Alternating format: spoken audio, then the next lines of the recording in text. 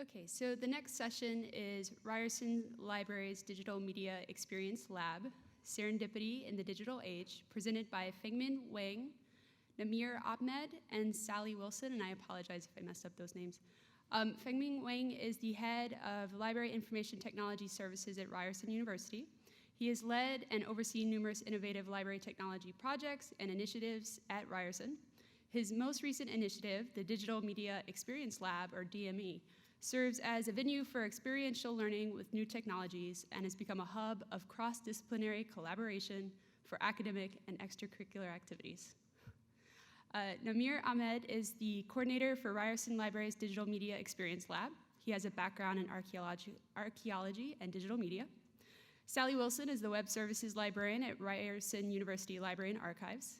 So please join me in welcoming them to the stage.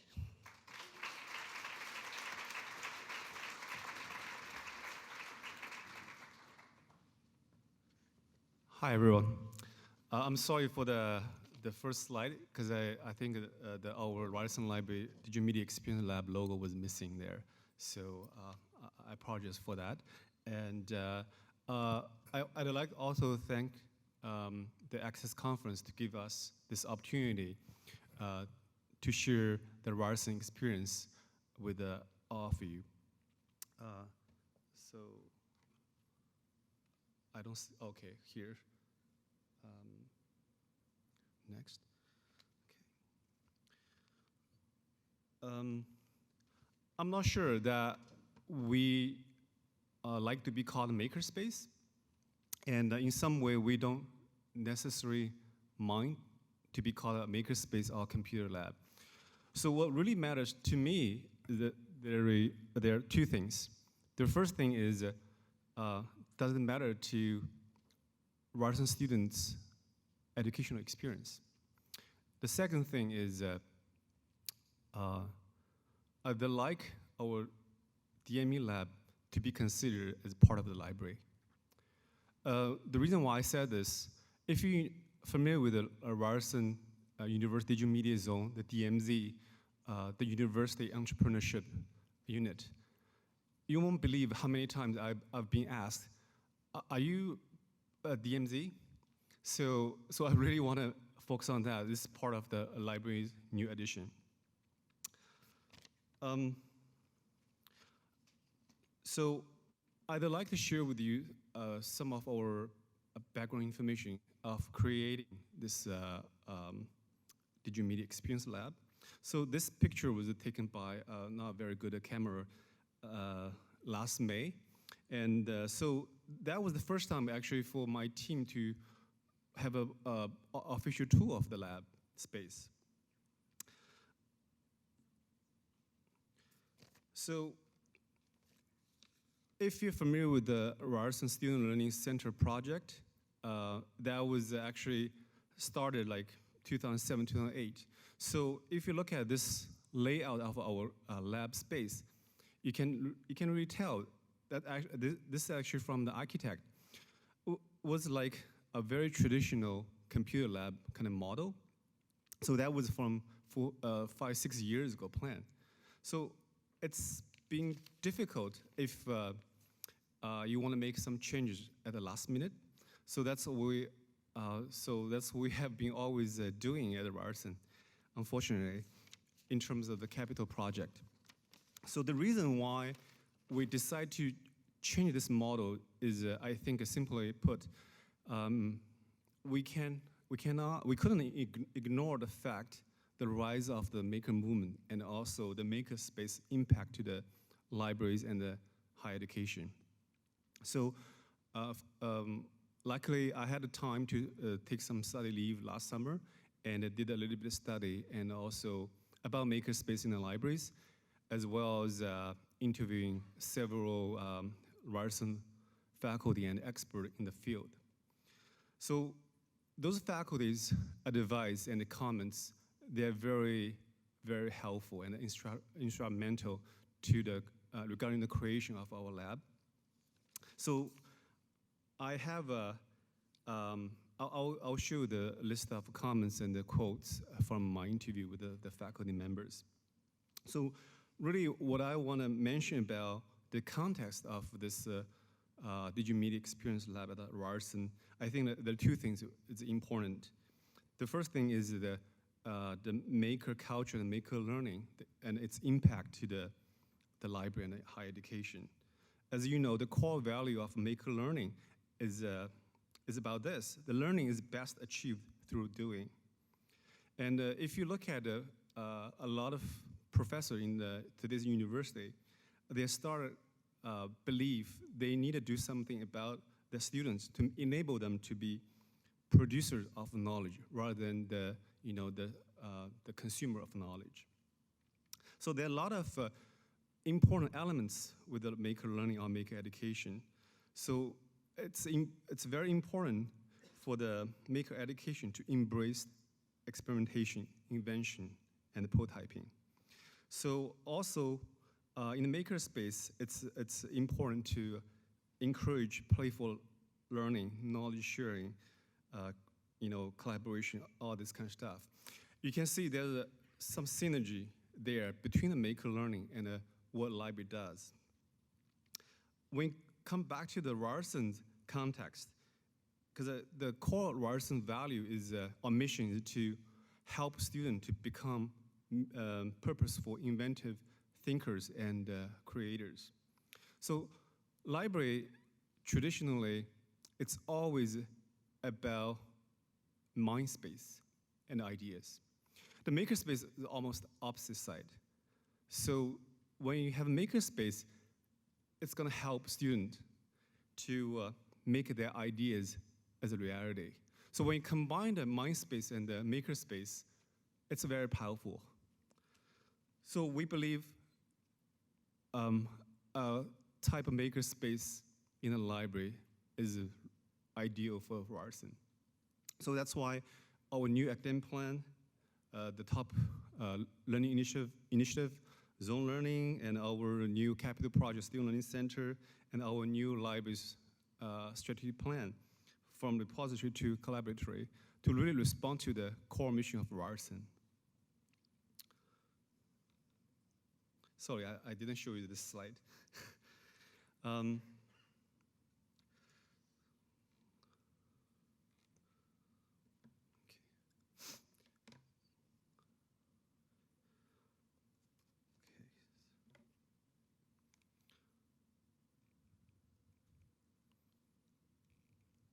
So here's a list of quotes and comments I received from Ryerson faculty and expert. So surprisingly to me that all the faculty members, they really endorsed the idea of having a makerspace in library. And like this faculty said, I see a library-based makerspace which can help students think like a maker. And the problem with this faculty with his makerspace was that the students in his makerspace, they didn't try to play, they didn't try to explore, and which is kind of defeated the purpose of makerspace. And also, other faculty also said library is a very trustworthy space, and also its mission is to serve the broader community. That makes a makerspace in a library is a very good idea.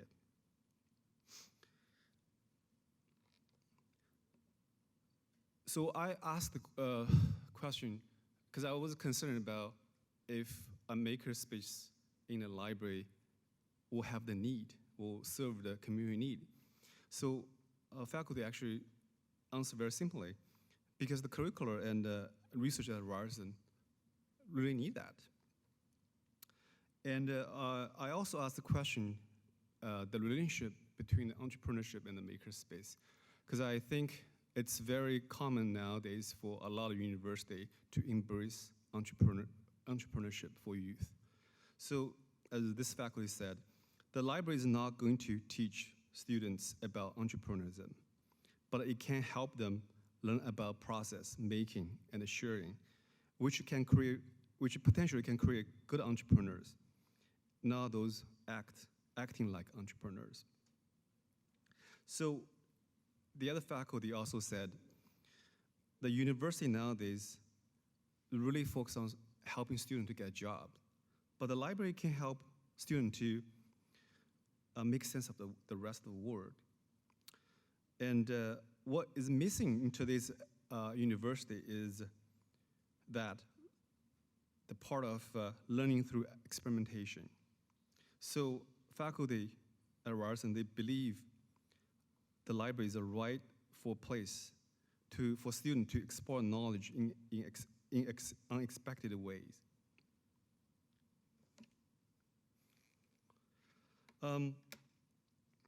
So here's a few very interesting comments from faculty as well. So one faculty said, Makerspace actually is a serendipity space.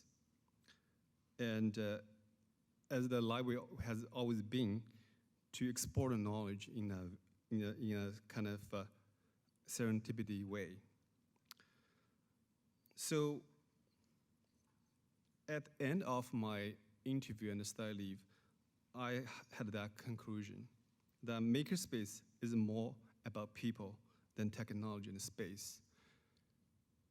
The first time when I heard from one faculty member in 2012 about Makerspace, I right away thought, oh, the 3D printer does really matter to the library. So I really didn't pay attention to the trend in back to 2012, 2003. But thanks to many other progressive libraries, that they really changed my mind. So now we have, so in the last summer, we started having a new game plan. So we want to make sure our lab be open, accessible, support curricular and extracurricular activities. And not only help students to become a real creators, but also we want to encourage students to share their knowledge and expertise with others.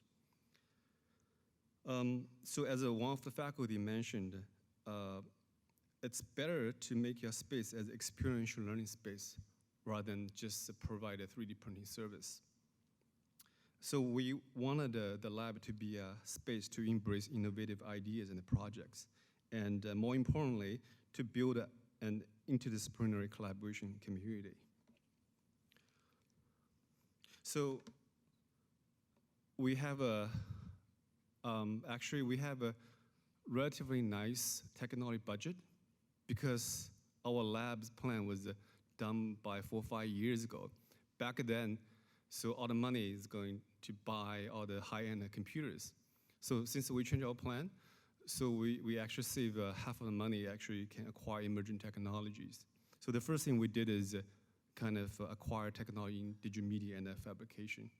So if you have been to our DME lab, you can see we have quite a few 3D printers now. And then the other important thing for us is to really support peer-to-peer support and learning. So thanks to our library's expansion budget, we have a dedicated budget to hire a number of student and staff. I think this was really, really important to have that kind of student engagement. We also have decided to have more hands-on workshops and invite guests for giving lectures.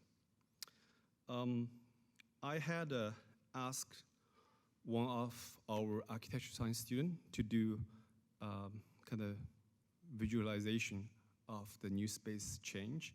So she did probably last September, October, to reflect the change of our DME lab.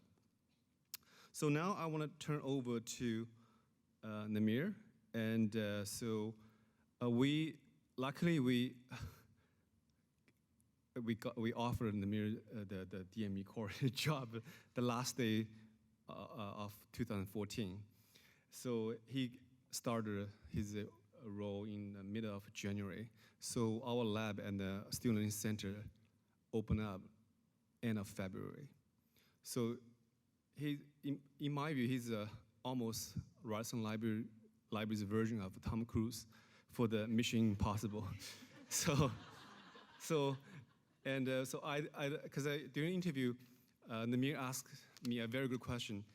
What's the mission of DME Lab, and what's the role of the lab?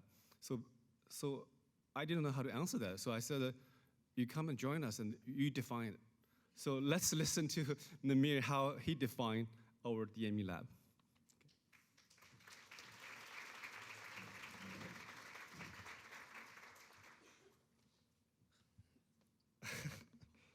I've never been introduced as Tom Cruise before, but I like it, so let's keep that going.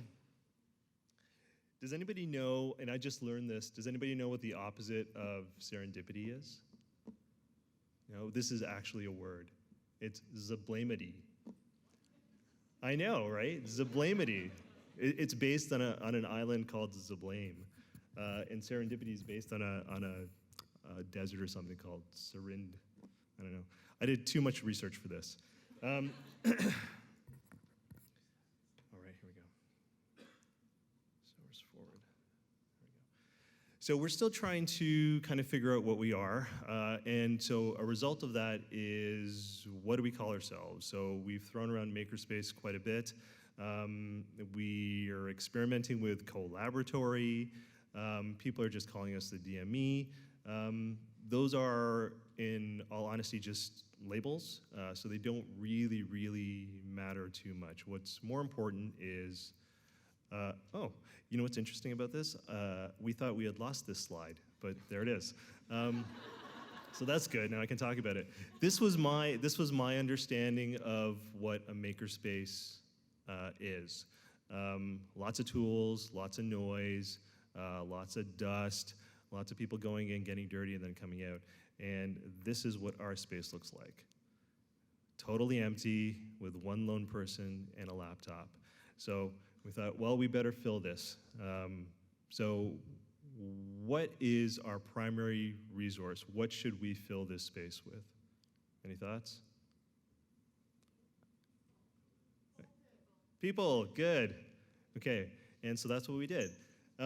Because a makerspace isn't about the technology, it's about the people, as Fangmin mentioned. So we took all of the technology that we could get our hands on in February and March, and we essentially put it up for display. And we let people come in, we let people use it, we let people work with 3D printers, with the VR technology, like the Oculus Rift, just to get them sort of comfortable with the idea that technology is not a scary thing, that they can come in, they can learn how to use this stuff. But it also allowed us to take some metrics, which is really important for us. So it was kind of a sneaky way to do it, but we did it. So they would come in and we would say, okay, you want to try this thing? Great, go give it a shot. Now sign up for our workshops that are upcoming. And then we would get their data. And we would tell them, and I feel silly saying that after the talk about privacy yesterday. So this is our initial interpretation of that data. It's a really quick breakdown of students that have come into our space, broken down by program. And we've kind of grouped everything together to make it easier. Before we did that, there was about 100 different pie slices, and that's too much pie. So as you can see, the majority of people coming into our space right now are engineering, with 35.4%. And this is out of a total of about 400 or so students. In second is business, and I believe that's about almost 20%. Now, to be fair, Ryerson is a engineering business-oriented school. So there could be a number of reasons for these numbers. You know, and we also have media in here. We also have architecture, urban planning, and interior design grouped together as one slice. And if anybody knows anybody from those three fields, they would be really angry that I did that. But that's okay. So there are a few conclusions. The first is that maybe engineering students just really like to sign up for stuff. We don't know. Maybe they're not scared of technology, so they come in. Or maybe they just want to have the opportunity to help other students understand technology. And I like to think that it's probably the third one. So one of the things that this shows is that there's a real gap between technology-focused faculties, like engineering, for example, and I guess the opposite, so arts and humanities. And I know that arts and humanities is kind of sort of reaching into the digital realm as well, but it's still kind of taking some baby steps. So this is the start of a poorly drawn graph. It's totally not scientific, and frankly, it might even be irresponsible, but I'm gonna go through with this anyway. So this is sort of my sort of idea of what the space could be in graph form. So we have arts on one axis, we've got science and technology on the other, and a bunch of fake data. So on the science and tech, an exemplar is physics, and on the arts, philosophy. Now, before you start, I understand that there's a lot of philosophy in physics, and there's a lot of physics in philosophy, but for the sake of the chart, let's move on. Digital humanities and architecture. So there's kind of a spread, and what we want to do is bring everybody together in the middle right here. So we want to get the physics people in touch with the digital humanities. We want to get philosophy in touch with architecture. We want them to start commingling and interacting with each other in this kind of data area over here, and then everybody's happy. So how do we do that?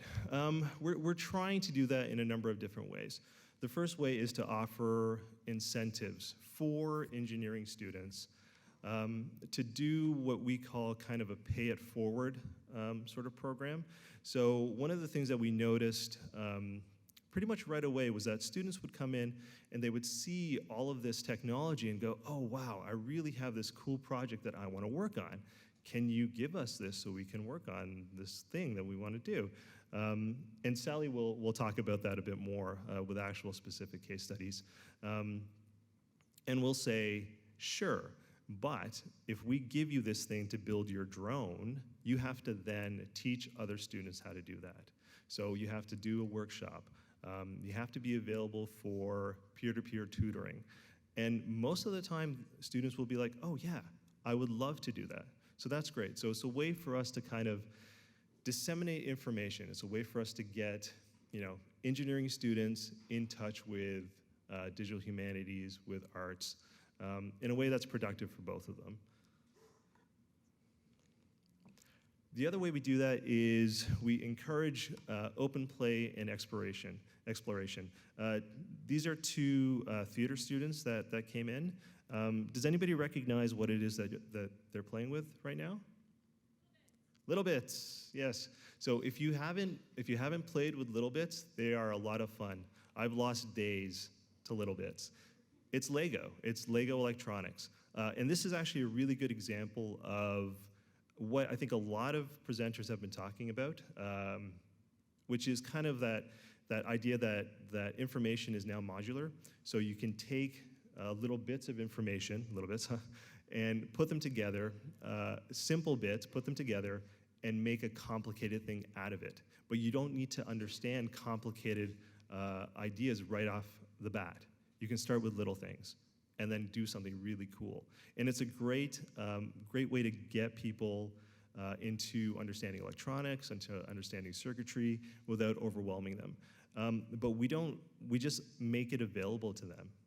We just say, do you want to mess with this? Go ahead, experiment, play with it, and learn. We're finding that people will see what they're doing, and they come over and say, hey, what are you doing? And then they'll just very naturally have an educational interaction and experience. So that's really cool to see. The last thing that we do is we try to display interesting projects. So we try and have kind of cool new media projects or anything that we think will be of value to Ryerson students available in the lab. How many of you were actually in the lab for the Hackfest? Okay. Did you play with the sand table, or was it totally off? You just did the Sonic Pi stuff, right? Okay. You should come back and play with this. So this is it's a topographic sand table. And so that's actual sand. And there's a Kinect sensor and a projector. And the topography changes as you move the sand around. And that's very cool because it's real time. It's a great example of augmented reality. We built it, but the code is from like Stanford or MIT. It's a good bet it's one of those two places. So this pulls in students, and they come in, they check it out, and we say, oh, this is what this is what it takes to build it. Think about how you can use that in your own projects. What's next? Fangmin kind of talked about this stuff already. The only thing that wasn't on his list that's on mine is lending out technology, which I think a lot of people are doing. But again, that all kind of falls under the mandate of making all this information and knowledge about technology accessible to everybody in as many ways as possible. I'm going to hand it over to Sally.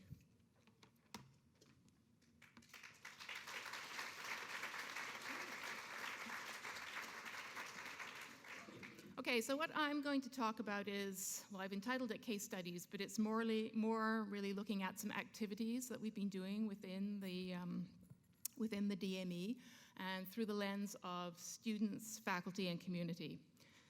So I'm missing my picture. You took my picture. Okay, so apart from Namir in the lab, Namir is the only full-time employee in the lab. And we've hired several students who work on a part-time basis. And the photograph here is of one of our students helping another student. And this student... This is totally my fault. This is what you get for finishing the presentation at 1:58 in the morning. Okay, so this student, Marissa, she was very early when we first opened the lab. She was there every day. She was interested in everything. She wanted to find out what was going on. So we hired her as one of our part-time employees. And she's used the lab for her own research. So she's been doing research in soft robotics. And let's see if we can get, okay, we get a picture here. So she was inspired by Baymax and Big Hero 6, and so she wanted to try working with soft robotics. So that's something she had a chance to do with at the DME Lab. So she took advantage of our 3D printing, so she printed molds with that, and then she figured out what sort of material she needed to create these robotics, soft robotics. So in addition to her own research, so we're having problems here. In addition to her own research, she's also helped other students. So we had an interior design student who had created a project for an end-of-the-year project. And Marissa helped her by taking this project and adapting it to virtual reality. So she created something that you could look at in an Oculus Rift. So that was something, Marissa didn't know anything about either of these two things when she first started working in the lab, but these are the things that she's learned as she's gone along. The lab also provides other types of assistance to students. So this is a student here, Kevin, who he had built his own quadcopter. So he'd done that on his own, but he was sort of, at this point, he didn't really know what he wanted to do next. So he came into the lab and he spent some time with us, and he found some other people there who could help him sort of finalize his plans for developing a business.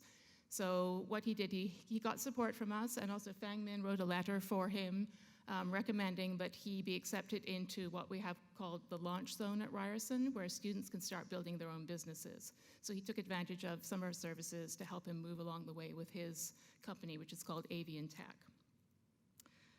Another two students that also have been working in the lab, they actually created another quadcopter story.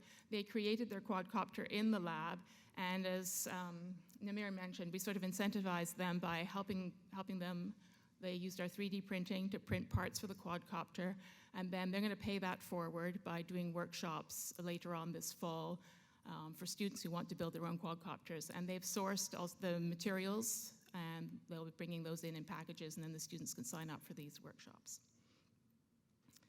So in terms of the students, the DME Lab provides access to resources that they might not be able to afford on their own. There are other labs on campus that have things like 3D printing and laser cutting and various things, but it's very siloed, and those labs are usually, they're only available to certain faculties. So the architecture students can work in their lab, but no other students can work there. So our lab is open to everybody, so they'll have access to those resources. It enhances their research, it enables them to help others to succeed, and it enables learning while they're helping others. And it also facilitates interdisciplinary activities and collaborations. Let's see, okay. So in terms of faculty, the DME allows them to incorporate a lot of new activities into their coursework, so we're very interested in integrating with curriculum.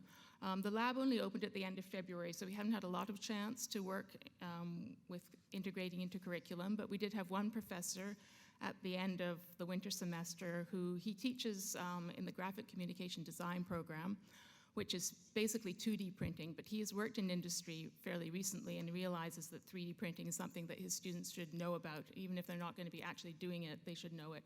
So he brought small groups of his students into the lab, and Namir did some workshops with them to show them 3D printing. In this fall, we're working with a faculty member in history who has a course called History and New Media, and it's going to be taught with a lab component in the DME. And it's going to be leveraging some software that the library has developed with the Faculty of Architecture, which we've had around for a couple of years now. And what they're going to do is use this software so they can build something called Feeling Ryerson, Feeling Toronto. So they're going to add content into this software, which integrates with maps and augmented reality. And so they'll put information in about buildings on campus, and they're also going to put in narratives about feelings that they have about those buildings on campus. So this is starting this fall. I think the first class is next week.